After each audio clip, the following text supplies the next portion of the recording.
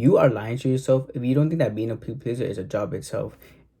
Being able to take the time and putting someone before yourself and being able to agree with them even if you might think they're wrong, or even going out of your way and doing something that you normally wouldn't do, can really lead to stress. And this is why in recent years 74% of people have recently been encountered of feeling stressed. But what if there was a way where you can create a safe zone for yourself without having to create a brick wall? And what I mean by this is setting boundaries. Well, in today's video, we're going to be going over how you guys can be able to take back control of your life by being able to set these types of boundaries. So stay tuned in today's video.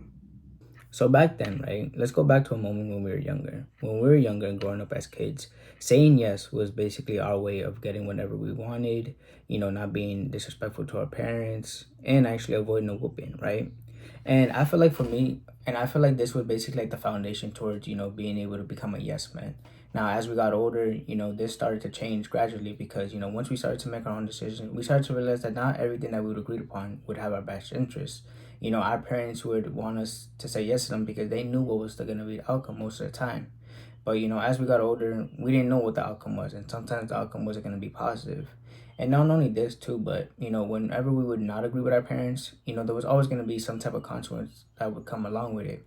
And I feel like this also instilled in us, as we got older as well, because, nowadays when we, reject someone, we have this thought process that, it's going to be, something negative. Like there's going to be a negative outcome towards it, whether they might hate us, whether they may not like us, or even if they might fire us. And this is where, people start to, get nervous and start to really, just give in to the whole becoming a yes man because they don't want to see what the outcome is. And you got to realize one thing first is that when it comes to rejection, 99% of the thoughts that we have in our subconscious mind that are negative are all wrong. People think that when you let someone down that they're gonna think all these negative thoughts about you, but in reality, they're not. All of it is false, and you got to be able to realize that and understand that. And you also got to be able to understand that you're not them and they're not you. And what I mean by this is when it comes to rejection, some people may handle it differently. Some people may handle it in a better manner. Some people may handle it in a worse manner. It definitely is okay. I mean, that's how life is. But you gotta be able to understand that when it comes to rejection, that you gotta be able to be 100% transparent with them. You gotta be able to let them know, and just overall, just be genuine about it. Don't just put up a guard, and don't just go around the bush and do try to avoid it or whatever. But you definitely just want to be 100% transparent with them and just let them know that whatever the task may be or whatever they're asking for you, if you really can't do it, you can't do it. So like I mentioned at the beginning of the video, right, when it comes to creating boundaries, what you want to do is you don't want to be able to have these boundaries where people have to walk on eggshells when it comes to asking you for a favor. What you want to do is you want to be able to create that safe zone for yourself. So what you first want to do is you want to find out, why do you have these boundaries set up? Are these boundaries for you to protect yourself from you, or are these boundaries here to protect you from the community? Now, in reality, we know that we can't change everyone's opinions and thoughts, but what we can do is change our own thoughts and opinions and our decisions. So what you want to do first is you want to be able to understand, why do you have these boundaries set up? And here are a couple questions on how you guys can be able to come up with these answers. The first question is, how often do you feel burnt, stressed out, or overwhelmed? And could these boundaries help you alleviate these feelings? Now, you want to be able to understand that, of course, stress is always going to be a part of our lives, right? But being able to manage it is on how we approach it. Now, of course, there are people that, can manage it differently by, distracting themselves in other ways and activities. But, for me, I would say, when it comes to when it comes to this, being able to set a boundary can really help you, reduce that stress and feeling of being able to constantly, worry about, what's going to happen next. In reality, when it comes to setting this type of boundary, this can help you out by being able to reduce that and actually, just get more of the day done rather than just focusing on everything at once. You can focus on one thing at a time. So definitely take some time, see where, where in your day or where in your week do you fall like, you feel like the most stressed? And could it be that, if you would change something by adding like a boundary or adding like a safe zone where you can be able to reduce that stress, would you have a better day or would you have a better week? Can you achieve more if by just doing this little, by implementing this little small change into your daily or weekly routine? So definitely take some time, see where are you most stressed about in the day or in the week, and see if by setting a boundary between that can help you really reduce your stress levels. Now, the second question is, how often do you feel emotionally after setting a boundary and then you decide to go back on it? Do you feel, frustrated? Do you feel like you have anxiety? what do you feel like in that moment? I know, obviously in that moment it may feel like, frustrated because it's like, you set this boundary for yourself and then, you just have to go back on it. That could really get frustrating, and that can really just, detriment onto, you being able to just to say, you know what, forget the boundary. I'm just going to continue on with what I'm doing, because obviously, you don't have that willpower and that self-control on being able to, once you make that boundary, on being able to implement it to everyone else. Because let's be honest for a moment, not everyone is, of course, is going to agree with your, boundary. Some people might actually take offense to it, or some people might think that, it's towards them, but in reality it's not. It's just really towards, protecting yourself.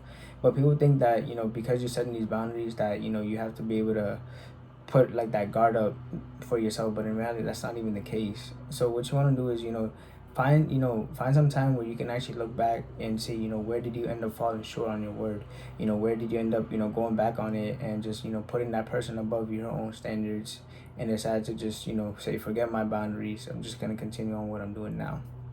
And then the last question is, do you have control over your own life? Or are you letting other people control that for you and making your own decisions? Now, like I mentioned at the beginning, our parents were, of course, basically the rule makers when we were growing up, because they would make all the decisions for us, which kind of just left it easy for us on being able just to say yes and, not worry about the outcome or whatever. But, of course, as we get older, that's just going to fall more responsibility on our lap, because we're making our own decisions. So, you want to be able to understand that, when it comes to making your own decisions, are you really, making it for yourself? Like, are you actually doing this out of your own heart or out of your own intuition, or are you letting other people control it? Because not everyone is, of course, is going to agree with you. Some people might have their own opinions, and some people might, not agree with you, but that's okay. The only person that's going to receive that outcome is only you. So you want to be able to understand that, every decision that you make, it doesn't have to be determined by, what your friends say, or, what your teachers say, or, what does your boss say. It's really up to you, because at the end of the day, you're going to be the only one that's going to have to inflict, what's the outcome after. So definitely take some time and really come to an agreement with yourself. Do you really see yourself being a person who can make their own decisions, or are you just relying on everyone else to make the decision for you? Next, what you want to do is you want to be able to listen to your body. Now, when it comes to this, right, your body acts like as a signal. So your body knows when it's coming to reaching its personal limit, whether that's, you start to feel anxious and then you start to sweat, or, you get that weird feeling in your stomach when something bad's about to happen, or even if your fists start to clench up, whatever the case may be. But this is basically saying that your body knows that something likely is going to happen, whether it's in a good way or in a bad way. And what a lot of people do is, a lot of people tend to just forget about this and rather just go with their mind, because they believe that, whatever their mind says, they should follow through with it. So let's say, for example, you're starting to do this whole health and nutrition, and you want to be able to not go out to eat on the weekends. But then what happens? The weekend comes around and your friends hit you up, and you decide to, instead of you setting that boundary of being able to say no to them, you just have to go out to eat with your friends. Now what happens after? You feel guilty, because not only do you feel guilty on yourself on being able to just forget your boundary and put those friends in front of what you had set out originally, you also feel bad because you decided to go against your word. Now when it comes to this, right, what you could have done instead was you could have just said no. That way, next time the opportunity comes again, you already know what to say. The answer is, because guess what? You listen to your body and you know what's gonna happen if you decide to, pursue with it. So what you want to understand is that, number one, when it comes to listening to your body, go with it. And number two is, once you start to realize and start to trust your body, share that with others. As much as we decide to go with our mind and decide to, oh, nothing is gonna happen. When your body says no, you gotta say no. Be a man your word. Now when it comes to this, right, a lot of people end up falling through short with their word once they start seeing that the boundaries that they originally set up for are really inflicting other people. It can really affect them in a negative way, and this is where people start to second guess themselves. And what end up people normally doing is they end up just saying, screw the boundaries, I'm just going to continue what I'm doing, I'll figure it out later. And obviously that can go down into so many negative ways. And what also a lot of people are doing as well is they also like to treat these boundaries as one main one, and then the rest are just like not that really important. They're like just little boundaries, and obviously that can go down into so many negative ways, because it's like you treat that main boundary as non-negotiable, where you don't want people to get in the way of it, and that could be good. But then it's like, well, what about the rest of the boundaries? What about the little small ones? That's just gonna basically mean that anyone can walk over them, and that you really don't have that willpower or self-control on being able to say no to the boundaries that you had set out for in those small areas. So what you want to do is you want to be able to treat these boundaries as definitely as all the same. You want to be able to treat them as a non-negotiable towards all of them by, not giving into the temptation that come along with it. You don't want to be able to have people, walk all over those boundaries, because then it's just not going to be able to help you out in the long run. So understand that when it comes to setting boundaries, obviously not everyone's going to get it, and that's totally understandable. But being able to switch it, that's where you don't want to do, and you just want to be able to follow through with your word, because all in all, this is just a personal contract within yourself. And if you really want to be able to see that exponential growth within yourself, you got to be able to stay consistent and persistent through it all. So with this being said, I hope you guys enjoyed this video. Stay tuned to the next video. Drop a like, comment, subscribe, and let me know in the comments if you guys have any other videos that you guys have in mind that you want me to do. But thank you guys.